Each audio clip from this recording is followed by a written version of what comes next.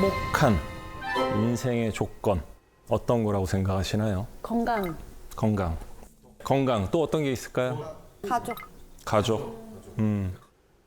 오늘은 건강한 관계 맺기에 대해서 함께 얘기를 해보도록 하겠습니다. 너무 어렵습니다, 선생님. 진짜 어렵습니다.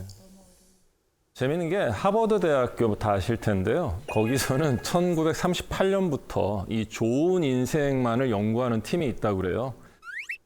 이 팀에서 무려 84년 동안 연구한 결과 좋은 인생의 조건이라는 게 뭐냐면 많은 분들이 지금 좀 전에 말씀하셨다시피 가족, 돈, 혹은 명예라고 하실 수도 있고 혹은 학벌이라고 할 수 있는데 그런 게 아니라 가장 중요한 좋은 인생의 조건은 사람들과의 따뜻한 관계라고 합니다. 그렇다면 우리가 인간관계에서 느끼는 건강한 관계라는 게 무엇일까요? 일단 처음에 딱 떠오르는 거는 아무래도 우리가 세상에 태어나서 처음으로 관계를 맺게 되는 부모와 자녀와의 관계겠죠. 여러분들이 그 부모님 혹은 자녀들을 봤을 때 본인과 너무 똑같아서 소름 끼쳤던 분 있지 않으세요? 식성이 정말 비슷해요. 네, 그러니까 제가 예전에 한번 저희 대학 동기들이 경일이가 못 먹는 음식은 상한 음식이다.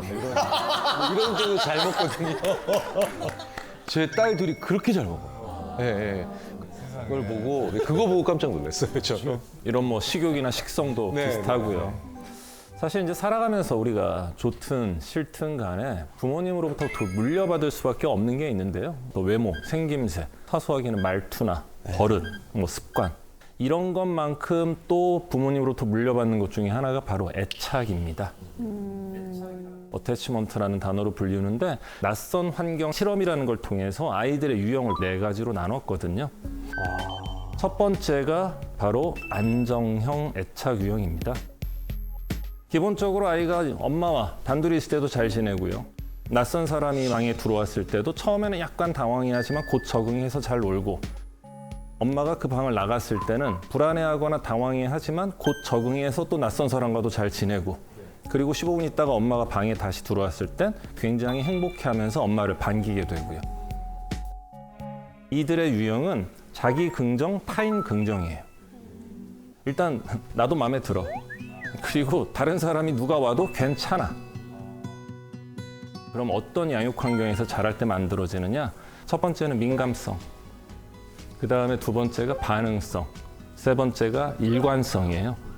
그러니까 애가 주 양육자에게 도움을 요청할 때 그걸 바로 캐치할 수 있어야 되고 그 다음에 거기에 맞는 적절한 반응을 보여줘야 되고 그리고 그 반응이 내 기분 상태와 상관없이 일관되게 보여줘야 된다는 거죠. 그다음 두 번째가 이제 회피형 애착 유형이에요.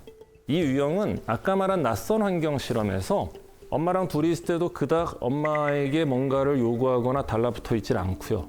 중요한 건 낯선 사람이 들어왔을 때도 별 반응이 없고요.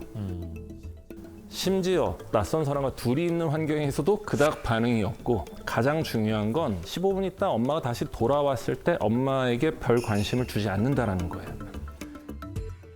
이런 회피형 애착 유형을 가진 아이들은 양육자가 아이를 굉장히 방치한다든지 혹은 자기를 내팽개쳐 놓은 그런 양육자의 태도 때문에 아이 스스로 세상에 나밖에 없구나. 나 혼자 살아남아야 된다.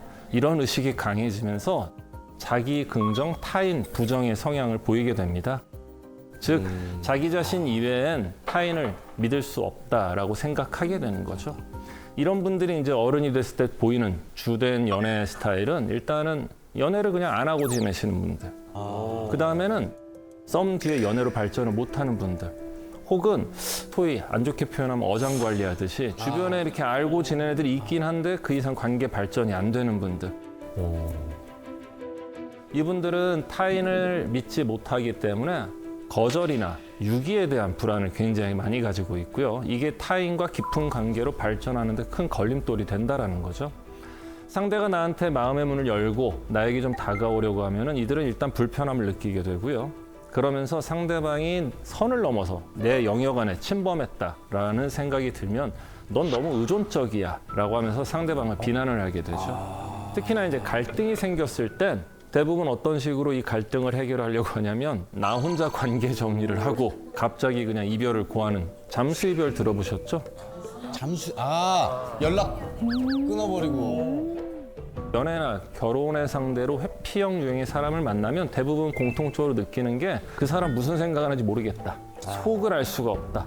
그래서 연애 커뮤니티 같은 데 보면은 이 회피형인 사람과 연애를 했다가 상처를 받은 사람들이 제발 회피형은 회피형끼리 만나서 너네끼리 사랑해봐라. 거울 치료. 진짜 거울 치료 당해봐야 돼. 근데 중요한 게 회피형은 회피형끼리 만날 수가 없어요. 이 회피형은 이제 설명드릴 불안형 유형과 가장 많은 연애를 하게 됩니다. 불안형은 다른 말로 저항형 혹은 양가형이라고 불리우는 거거든요. 이 불안형은 뭐냐면 아까 회피형 같은 경우에는 자기 긍정 타인 부정이었잖아요. 근데 이 불안형은 자기 부정 타인 긍정이에요. 회피형과 정반대입니다. 기본적으로 타인한테 인정받고 싶어하는 이런 애착욕구가 굉장히 강하죠. 이런 강한 애착욕구가 채워지지 않으면 그 대상에게 분노한다든지 저항한다든지 이런 충동적인 모습을 보이게 되고요. 상대를 통제하려고 하는 그런 모습을 보이게 됩니다. 어렸을 때는 울고 떼써서 부모로부터 얻어냈던 거를 성인이 된 이후에는 상대에 대한 분노와 통제로 얻어내려고 한다라는 거죠. 따라서 이런 불안형들은 혼자 있으면 뭔가 상대로부터 버림받았다는 생각이 들고 이런 상대와의 애매한 관계를 절대로 견디지 못하고 하루빨리 확실한 관계로 이 관계 형성을 하려고 하는 거예요. 이분들은 의외로 안정이 된 상태를 잘 못 견뎌요. 항상 나에게 사랑은 불타야 되고 나를 다 던질 수 있어야 되고 가슴이 찢어지게 아파야 사랑이라고 인지를 하기 때문에 안정된 사랑이 됐을 땐 그 사랑을 사랑으로 인정을 하지 못하는 그런 가장 안타까운 유형이라고 할 수 있겠네요. 그래서 아까 설명드렸던 회피형 그리고 지금 말씀드린 불안형 둘이 연애를 하면 이제 수많은 사건들이 일어나게 되는 거죠. 이들의 연애는 거의 뭐 추격자 떠올리시면 돼요. 네. 정확하다. 일단 불안형이 먼저 회피형에게 사랑에 빠질 가능성이 높습니다. 회피형은 일단 믿지 못하기 때문에 불안형을 거절합니다. 근데 이 불안형은 빨리 관계를 형성해야 되니까 그 거절을 거절해요. 와, 거절을 거절한다. 갑자기 저희 아내랑 연애할 때 생각나네요. 형 불안형이었어요? 아니면 회피형이었어요? 불안형. 형수님이 회피형이었어요. 여기서 또 문제가 생기죠. 이 회피형은 사실 내가 그어놓은 선을 넘어가려고 불안형이 쳐들어오는 걸 보면서 일단은 처음에는 싫어요. 불편해요. 근데 끊임없이 내가 거절해도 들이대는 그 불안형을 보면서 이게 사랑인가 보구나라고 느끼기 시작을 해요. 그럼 이 둘의 연애는 해피엔딩으로 갈까요? 결혼했는데요? 사실 봉기 씨가 나 불안형이고 부인이 회피형이었던 것 같다라고 하셨잖아요. 연애 초반에. 네. 그거는 그냥 제가 볼 때 부인이 봉기 씨가 처음에 마음에 안 들진 않았어요. 착각이었어요. 형수님은 회피형이 아니었어요. 진짜 회피형이었으면 결혼 못 하셨을 거고요. 불안형이었으면 지금 여기서 이러고 못 계실 가능성이 큽니다. 진짜 불안형, 진짜 회피형이었다면 문제가 갈등 상황이었어요.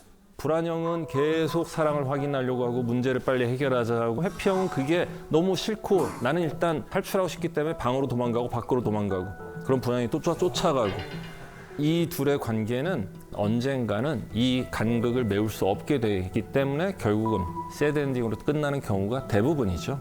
이제 혼란형 혹은 혼동형 쉽게 말하면 회피와 불안이 섞였다고 생각하시면 될 것 같아요.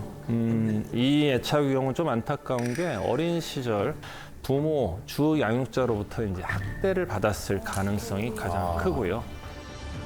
그 다음에 이제 가장 어떻게 보면 일관되지 못한 그런 양육 형태를 보였던 자기 기분 좋을 때 막 해주다가 자기 기분 나쁘면 무시하거나 방치하거나 학대해버려서 이런 일관되지 않은 양육에 의해서 아이들이 이런 혼돈형 애착 유형을 가지게 될 가능성이 큽니다. 이 애착 유형의 특징은 아이들이 그 주 양육자인 뭐 부모, 특히 어머니에게 공포를 느낀다라는 거예요. 그래서 사실 불안형이나 회피형보다는 낮은 빈도로 발생을 하긴 하는데 성인이 되었을 때 훨씬 더 큰 심리적인 문제를 동반하는 경우가 많습니다. 그러면 우리가 뭐 흔히들 이제 연애할 때라든지 이럴 때 상대방이 좀 어떤 애착 유형을 갖고 있는지 알 수 있는 방법이 있으면은 좀 사랑하는 사람이니까 도와줄 수 있을 것 같은 느낌인데요. 저는 양재진 원장님처럼 그 방면의 전문가는 아니지만 그 부모님 얘기를 좀 같이 해보면 이게 이제 과도하게 하는 분이나 너무 안 하는 분 이런 식으로 좀 나눠져서 그래서 상식적인 수준의 부모님 얘기를 하고 멈추는 분들은 이제 이게 안정형일 가능성이 클 것 같아요. 교수님 말씀이 굉장히 좋은 대답이 될 것 같은데요. 그 상대방에게 정말 말씀하신 대로 부모의 관계를 물어보면 답이 나오는 경우가 되게 많거든요. 일단 제일 안 좋은 유형이 이런 거죠. 우리 사이 안 좋아 뭐. 혹은 오히려 너무 과도하게 애착이 형성이 돼가지고 엄마 아빠 어떠셔라고 물어봤는데 30분 넘게 계속 우리 엄마는 우리 아빠 이런 거 이게 가끔 있어요, 진짜 그런 진짜 분들이 있습니다. 계시더라고요. 예, 뭐 보통 이런 경우에 어떤 식으로 많이들 얘기를 하냐면 우리 어머니가 내 이상형이다. 우리 아버지 같은 사람 세상에 없다. 우리 어머니 같은 사람 세상에 없다고 나오면 저는 일단 약간 이렇게 좀 멀어지는. 여기서부터 좀 재밌는 질문인데 이제 정신건강의학과에 저희가 레지던트로 처음 들어가게 되면은 처음에 이렇게 하는 가장 고전적인 질문이 하나 있어요. 너희 어머니와 너희 배우자가 동시에 물에 빠지면 누구를 구할 거냐? 근데 이게 정신이 건강해지는 질문인가요? 정신이 건강해지기 위한 질문입니다. 위한 질문. 네. 근데 사실 듣는 순간 어떤 생각 드세요? 왜 그들은 동시에 물에 빠져야 될까? 물가를 멀리해야 되나 뭐 이런 생각도 들고. 그다음에 특히나 우리나라에서는 왠지 어머니를 안 구하면 나는 되게 나쁜 놈이 될 것 같은 죄책감이 느껴지는 그런 질문이기 때문에 눈치 보면서 그냥 그래도 엄마를 구해야 되지 않을까요? 이런 얘기들을 많이 하는데 정답은 아닙니다만 정신과적으로 건강한 답은 있게 되죠. 어머니와 내 배우자 중 둘 중에 내가 선택한 사람이 누구냐는 거예요. 이해되세요? 네. 내 배우자는 내가 100% 선택한 사람이에요. 하지만 나는 나의 어머니를 선택한 적이 없습니다. 즉 부모에게 있어서 아이의 양육은 의무와 책임입니다. 따라서 자녀가 부모에게 가지고 있어야 되는 봉양의 의무 그런 건 없습니다. 그래서 부모님들이 반드시 어떤 생각을 가지셔야 되냐면 키워준 생색을 내시면 안 돼요. 그 얘기 가장 많이 하죠. 내가 널 어떻게 키웠는데, 내가 널 어떻게 배 아파 낳았는데, 너 때문에 참고 살았다 뭐 이런 얘기들. 네. 너 때문에 산다. 저는 정신병동에도 아침이 와요라는 드라마를 했었는데 저희와 1화에 이제 막 결혼도 했고 나이가 뭐 거의 40 다 됐는데 실은 어머니가 원하는 삶을 살아온 거예요. 그러다가 나를 잃어버렸다고 나를 찾기 위해서 고군분투하면서 이제 조울증을 앓으시는 분의 에피소드가 나와요. 근데 어머니는 너무 소중하니까 다 해주신 거잖아요. 사실은 이제 부모가 자녀를 케어하는 데 있어서 가장 기본이 되는 거는 펜스를 쳐주고요. 해도 되는 것과 하면 안 되는 것의 이 경계를 알려주는 것. 이제 부모 역할인데 보통 그런 분들은 기찻길을 깔아주는 분들이죠. 레일을 깔아주고 이 길로만 가라는 분들. 취직, 결혼, 출산, 그다음에 이 손주의 영어 유치원 거기까지가 쭉 가는 경우들이 있죠. 이렇게 되면 문제가 나는 내 애를 위해서 이렇게 챙겨주고 해줬다라고 생각을 하시는데 그럼 애는 어떻게 될지 몰라요. 이게 이제 가장 좋지 않은 부모 유형이라고 생각을 하거든요. 이런 분들은 이 어머니에게 아직까지도 머릿속에 있는 내 자녀는 어릴 때 자녀예요. 그래서 여러분들 부모님하고 대화하다 보면 내가라는 생각이 들 때가 있어요. 야, 너 이거 되게 좋아하잖아. 내가? 나 초등학교 1학년 때 좋아하고 그 이후로 좋아한 적이 없는데 이런 느낌들. 근데 부모님 머릿속엔 아직도 그 어린 시절의 내가 지금의 나로 자꾸 대치돼서 얘는 이런 애야, 얘는 이럴 거야. 자기가 만든 프레임에 갇혀서 자녀를 바라보는 경우가 굉장히 많거든요. 그래서 지금부터는 자녀가 성인이 되어가는 과정에서 반드시 얻어내야 되는 부모로부터의 독립에 대한 이야기를 해보도록 하겠습니다. 자녀가 부모로부터 독립하는 거 크게 4가지로 나눕니다. 이 4가지 중에 한 가지는 10대 때 해야 되는 숙제인 거예요. 특히 10대, 중고등학교 때 반드시 해야 되는 인생 숙제가 바로 이 정서적 독립이에요. 이 10대 때 일어나는 정서적 독립을 뭐라고 부를까요? 사춘기? 이게 바로 사춘기입니다. 이게 바로 사춘기. 예. 저희 그 첫째가 딸인데 네. 지금 초등학교 4학년이거든요. 네. 근데 사춘기가 왔어요. 벌써 왔어요? 요즘에 이제 학교 끝나면은 집으로 안 오고 이제 친구들이랑 놀고 하는데 좀 참지 못하는 상황이 벌어지면 이제 저도 약간 너 이렇게 하면 안 돼 하는데 말을 너무 잘해서 제가 오히려 그렇지 오히려 수긍하고 있는 거예요. 그래서 이거 어떻게 이걸 해야 되는지. 뭐 기본 틀은 믿고 기다리는 게 맞는데 이게 한 번씩 그런 표현은 뭐 저는 필요하다고 봐요. 그러니까 이게 애를 비난하는 투의 말이면 절대 안 되고 너 돼 안 돼 이런 식 말고 아빠는 너에게 뭔가를 듣고 싶기도 하고 해주고 싶은 얘기도 했는데 네가 이러니까 아빠 참 안타깝다 정도? 그러면서 가장 좋은 메시지는 이거라고 봅니다. 아빠는 언제든지 이 자리에 있으니까 도움이 필요하거나 네가 아빠 필요할 땐 언제든지 얘기를 해라 정도. 멋있다. 그리고 또 하나는 그 사춘기가 온 자녀에게는 동성애 부모가 굉장히 필요합니다. 그러니까 딸 같은 경우에는 엄마와의 관계, 아들 같은 경우에는 아버지와의 관계가 굉장히 중요하거든요. 근데 어머님들은 아실 거예요. 아들들 어머님들은 사춘기가 온 아들은 다 미친놈들이에요. 왜냐하면 엄마는 그 나이 때 소년으로 지내본 적이 없어요. 근데 아빠들은 대부분 뭐라고 그래요? 야, 괜찮아.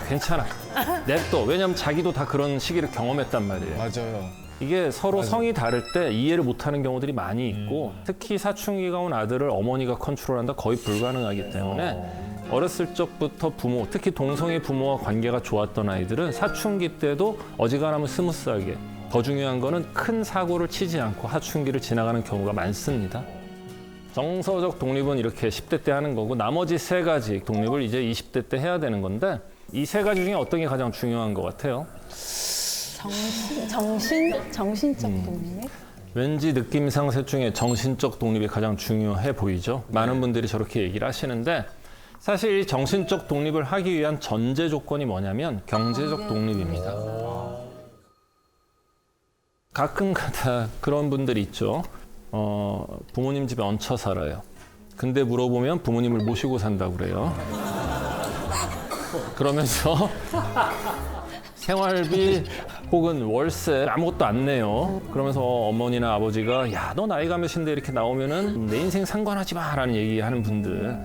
경제적 독립도 안 됐고 어떠한 의무도 책임도 다하지 않은 채 부모 집에 얹혀 살면서 부모가 해주는 모든 걸 받아먹으려고 하는 분들. 싸가지가 없는 거죠. 그러니까 이건 굉장히 미성숙한 거죠. 예, 어른 성인으로서 독립이 하나도 안 된 형태. 그럼 그들이 왜 그렇게 됐냐? 대부분 부모가 그거를 아이들이 그렇게 하도록 방임하거나 부추겼을 가능성이 크다라는 거죠. 따라서 이 3가지 독립 중에 가장 중요한 게 경제적 독립. 경제적 독립이 되어야 신체적 독립, 정신적 독립도 가능하게 되는 거고요. 경제적 독립을 위해서 한 걸음 한 걸음 나아가는 게 20대의 가장 중요한 숙제다라고 말씀을 드릴 수가 있겠습니다.